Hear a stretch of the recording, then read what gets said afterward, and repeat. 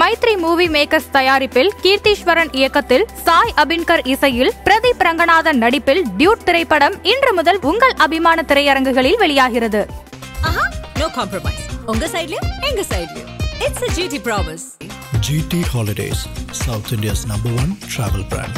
உங்கள் லெஜண்ட் சரவணாவில் தீபாவளி பரிசாக பவனுக்கு ரூபாய் 1200 தள்ளுபடி. அது நல்லதான். தத்தெடுத்து அவர் அவங்களுக்கு உதவி செய்யறது ரொம்ப நல்லதான், நல்ல காரியமாக செய்கிறாரு. இப்போ இருக்கிற காலத்துக்கு பெரிய ஒரு நல்ல விஷயம். அவர் தத்து எடுத்துக்கிறாருன்னா அந்த ஆண்டவன் அருள் அவங்களுக்கு அனுகிரகம் நல்லபடியாக கிடைக்கும். எங்களுக்கெல்லாம் ரொம்ப சந்தோஷமாக இருக்குது. ஒரு அனாதையாக பிள்ளைங்கள்லாம் ரோட்டில் நிற்கக்கூடாது, அதுதான் முக்கியம். அதை தத்து எடுத்துக்கிறாருன்னா மாபெரும் சந்தோஷமாக இருக்குது, நல்ல விஷயம். விஜய் எடுக்கிறது, விஜய் சார் எடுக்கிறது நல்லது நான் நினைக்கிறேன். என்னோட ஒப்பீனியன் அவ்வளோதான்.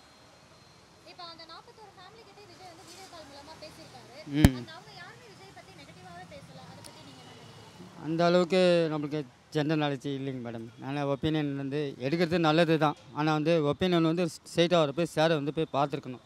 அவர் பார்த்தோன்னா என்ன அவருக்கு கோரிக்கை என்னன்றது அவங்க இப்போது ப்ராப்ளம் வந்து என்னன்னு சொன்னால் தான் அவருக்கு தெரியும்.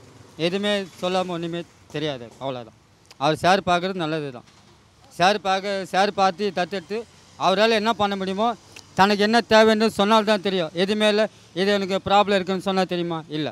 எந்த விஷயமும் சொன்னால் தான் அவருக்கு விஜய் சார் எடுக்கிற முடிவு வந்து நல்லது தான். நல்ல விஷயம் தான். நம்ம கஷ்டப்படுறவங்களுக்கு ஹெல்ப் பண்ணுறதுல தப்பு இருக்குல்ல.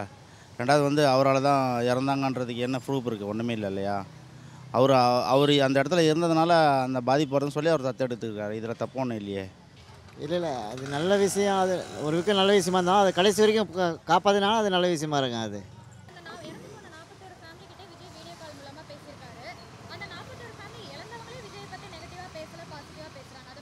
ஃபஸ்ட்டு ஒரு விழுப்புரத்தில் மாநாடு நடந்ததுலாமா, அதுலேயே ஒரு 7-8 பேர் சென்னையில் சேர்த்தாங்க, அந்த ஊரில் சேர்த்தாங்க. அதுக்கு போய் பார்க்கல அவர், புரியுதுங்களா? ஃபஸ்ட்டு மாநாடு வந்தது பாருங்க.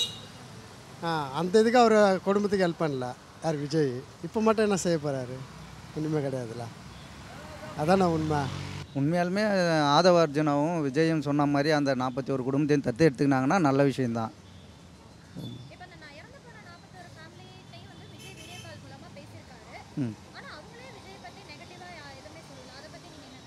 இல்லை இது எந்த அளவுக்கு உண்மைன்னு எதுவும் தெரியணும்ல. அவர் வீடியோ காலில் பேசினது 41 குடும்பத்துலேயும் வீடியோ காலில் பேசினாருன்னதை ஃபஸ்ட்டு ப்ரூவ் பண்ணோம். நெகட்டிவாக எதுவும் சொல்லலைன்னது எப்படி சொல்ல முடியும்? எல்லாம் அந்த கொஞ்சம் நாள் பொறுத்து நெகட்டிவாக சொல்லலைன்றாங்க. அந்த நடந்து கிட்டத்தட்ட ஒரு 20 நாளுக்கு அப்புறம் நெகட்டிவாக சொல்லலைன்றாங்க. விஜய் சொன்ன மாதிரி அந்த குடும்பத்துக்கெல்லாம் 20 லட்சம் எல்லாம் கொடுத்தாருன்னா நல்லாயிருக்கும். ஒரு குடும்பத்துக்கு 20 லட்சம் சொல்லியிருக்காரு பிள்ளைக்குதுங்க. 20 லட்சம் கொடுத்துட்டு அந்த குடும்பத்தை தத்து எடுத்துக்கினாருன்னா நல்ல விஷயந்தான்.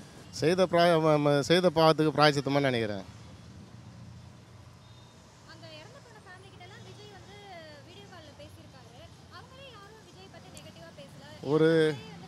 ஒரு தலைவர் எப்போ வந்து மக்களை நேரடியாக போய் சந்திக்க முடியலையா? நம்ம ஃப்ரீயாக போயிட்டு ஒரு மக்களாண்ட போய் சந்திக்க முடியாது. அவரெல்லாம் வந்து ஒரு நல்ல தலைவனாக இருக்கிறதுக்கு அருகதையே இல்லாத ஒரு ஆள்.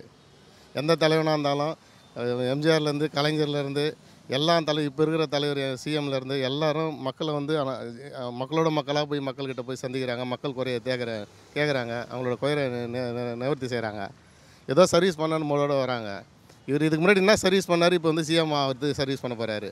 இதுக்கு முன்னாடி நான் சர்வீஸ் பண்ணேன், என்னால் தனிப்பட்ட முறையில் அந்த சர்வீஸ் எல்லாம் பண்ண முடியல, இப்போ நான் சிஎம் ஆகிட்டு ஒரு கட்சி ரீதியாக வந்து நான் மக்களுக்கு சர்வீஸ் பண்ணேன்னு வந்தாருன்னா பரவாயில்ல. இதுக்கு முன்னாடி என்ன சர்வீஸ் பண்ண? ஒன்றுமே பண்ணல. இதுக்கு முன்னாடி பிளாக்ல டிக்கெட் விற்றார். என்ன பண்ணார்? பிளாக்ல டிக்கெட்டு தான் ஆள் ஆனார். என்ன சர்வீஸ் பண்ணார்? சூர்யா மாதிரி ஏதாவது சர்வீஸ் பண்ணியிருக்கிறாரா? இல்லை வேறு யாராவது மாதிரி சர்வீஸ்? நீங்களே இல்லைன்னு தலையாட்டுறீங்க. கண்டிப்பாக இல்லை பண்ணலாம். இப்போ இதெல்லாம் இதுக்கு முன்னாடி என்ன சர்வீஸ் பண்ணார், இப்போ சர்வீஸ் பண்ணுறதுக்கு இப்போ தொகுதிக்கு வராரு, இப்போ சிஎம் ஆகிறதுக்கு வராரு. இது ஏதாவது ஒன்று இருக்கணும்ல, முகாந்திரம் இருக்கணும்ல. அவர் சொல்கிறாரு நான் ஒன்றும் ரிட்டையர்ட் ஆகிட்டு அரசியலுக்கு வரலன்னாரு. நீ ரிட்டையர்ட் ஆகல, அரசியலுக்கு நீ கான்வென்ட்டே சேரல, அப்புறம் எப்படி நீ ஹெட் மாஸ்டர் ஆகணும்னு நினைப்பேன்? கமலஹாசன் சொன்னார்ல, அவர் வெளிப்படையாக தான் சொன்னார். கமலஹாசன் சாரை எய்ம் பண்ணி தானே சொன்னார். அவர் வந்து ரிட்டையர்ட் ஆகிட்டு நான் மற்றவங்கள மாதிரி அரசியலுக்கு வரல, எனக்கு இது மவுஸ் குறைஞ்சதுனால நான் வந்து அரசியலுக்கு வரலன்னு சொன்னார் இல்லையா? இவர் வந்து அரசியலுக்கு வந்து நீ கான்வென்ட்டே சேரலையா, நீ எல்கேஜே படிக்கலையே, அப்புறம் நீ எப்படி ஹெட் மாஸ்டர் ஆவ? முதல்ல வா, களத்தில் வா, ஒரு ஒன்றிய கவுன்சிலர் ஆகு, யூனியன் கவுன்சிலர் ஆகு, அதை ஜெயிச்சு காட்டு, அதன் மூலிமா மக்களுக்கு சர்வீஸ் பண்ணு. இல்லையா உனக்கு கோடி ஒரு படத்துக்கு நான் 2500 கோடி வாங்கினேன், அதெல்லாம் விட்டுட்டு நான் சர்வீஸ் பண்ண வரேன்னு சொன்னேன் இல்லையா? அந்த பிளாக் மணியெல்லாம் எடுத்து வந்து மக்களுக்கு கொஞ்சம் செலவு பண்ணி சர்வீஸ் பண்ணிவிட்டு அதுக்கப்புறம் நீ அரசியலுக்கு வா, நானே அவர் கட்சியில் சேர்ந்துருவேன். அந்த மாதிரி இருந்தால் எதுவுமே இல்லாமல் வந்து அரசியலுக்கு வந்து நீ என்ன பண்ண போகிற? அது இந்த சினிமாவில் சம்பாதிச்சது பார்த்தாம அரசியலில் வந்து சம்பாதிக்கதே வராரா? சம்பாரிச்சதே எங்கே போய் வைக்கிறாரு தெரியல. அப்பா அம்மா பார்த்து முடியாத ஆளெல்லாம் எங்கெங்கே தமிழ்நாட்டை பார்க்க போகிறாப்புல. முதல்ல குடும்பத்தை பார்க்க சொல்லுங்கள், அவங்க பொண்டாட்டியை பார்க்க சொல்லுங்கள். மற்றதுக்கு தமிழ்நாட்டு அப்புறம் மக்களை பார்த்துப்பாங்க. அவங்க அப்பாவை சேர்க்குறாரா? அவங்க அப்பா தான் திரையுலகத்துக்கு கூட்டு வந்து அறிமுகப்படுத்தினாலே அவங்க அப்பா தான். அப்பாவே வந்து அவர் சந்திக்கிறதுக்கு பயப்படுறாரு. அப்பாவே பக்கத்தில் சேர்த்து வச்சு ஒரு ஃபோட்டோ எடுக்கிறதுக்கு பயப்படுறாரு. அப்புறம் எப்படின்னு மக்களை சந்திப்பேன்? மக்களோட குறையை கேட்குறது மக்கள் ஆண்ட நீ நடந்து போறியா?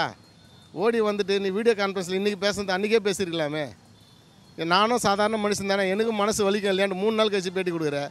நாட்டில் ஏதோ ஒரு பிரச்சனை ஆயிடுச்சுன்னா ஐயோ நானே மனுஷன் தானே இப்போ உட்காந்துட்டு நாட்டை யாரு காப்பாற்றுறது? தலைமை பண்பு இல்லாத ஒரு ஆள் விஜய். அவரை பற்றி நீங்கள் பேட்டி எடுத்து உங்களோட டைமை வேஸ்ட்டு, எங்களோட டைமை வேஸ்ட்டு. இதன் மாதிரி பேட்டி எடுத்தனால தான் அவர் வாழ்ந்துட்டு இருக்கிறாரு. ஆதவர்ஜனான்றவர் யாருன்னே தெரியாது.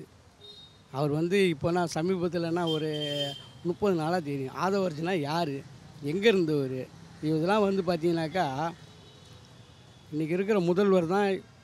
எல்லா காலத்துலேயுமே எல்லாமே நல்லது பண்ணுறவரே அவர் தான்.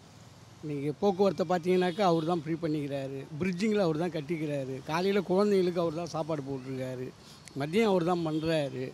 நான் இந்த மாதிரி சிஎம்மாக பார்க்கவும் முடியாது. ஒன்று. ரெண்டாவது பார்த்தீங்கன்னாக்கா இருக்கிற சிஎம்முக்கெல்லாம் இவர் வந்து எடுத்துக்காட்டாக இருக்கார். தமிழ்நாட்டுக்கு ரொம்ப ரொம்ப நல்லது பண்ணுறாரு. சும்மா அப்படி இப்படிக்கிறவங்கலாம் பேசுவாங்க.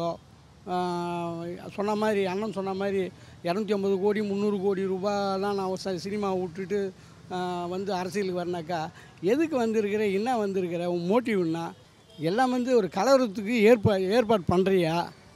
புரியுதுங்களா? தளபதி ஒரு அருமையான சிஎம். திமுகவில் நல்லா பண்ணுறாங்க. அவங்க பணத்தை வந்து எந்த ஒரு தப்புமே கிடையாது. விஜய்லாம் வந்து பார்த்தீங்கன்னாக்கா சொன்ன மாதிரி அண்ணன் சொன்ன மாதிரி முதல்ல ஒரு வட்ட செயலாளர் ஆகட்டும், அப்புறம் ஒன்றிய செயலாகட்டும். அவர் வச்சுருந்த பணம் இருக்குது தெரியுங்களா, அதை ஏழை மக்களுக்கெல்லாம் கொடுக்கட்டும். அரசியலுக்கு வந்து தான் நீ நல்லது பண்ணணும் ஒன்றுமே கிடையாது. அரசியலுக்கு எல்லாமே நல்லது பண்ணலாம். அதெல்லாம் கண் துடைப்புமா, அதெல்லாம் கண் துடைப்பு. அவங்க கட்சிக்காரங்களாம் அவங்க பாவம் ரோட்டில் போனவங்க வந்தவங்க, ரோட்டில் போயிட்டு வந்தவங்க. அவங்கெல்லாம் வயசானவங்க போனவங்க, குழந்தைங்கள்லாம் இட்டுன்னு வந்து இந்த மாதிரி உச்சக்கட்டத்தில் இருக்கிற ஆக்டரை பார்க்குறதுக்கு 3 இடம். அதெல்லாம் வந்து சும்மா கண் துடைப்பு. அதெல்லாம் சும்மா கண் துடைப்பு. நான் பார்த்துப்பேன், நான் போயிட்டு வருவேன் போவேன்னா அதெல்லாம் கண் துடைப்பு. அதுவும் 20 வருஷத்துக்கு நான் 5000 ரூபா கொடுக்குறேன் 10,000 ரூபா கொடுக்குறேன்னாக்கா அதெல்லாம் ஆவரத்து செயலே கிடையாது. அண்ணன் சொன்ன மாதிரி எப்பயோ சிஎம்னாக்கா எப்படி எதை வச்சு சிஎம் ஆகுற நீ? எப்படி சிஎம் வருவே நீ? எப்படி ஆகுவ?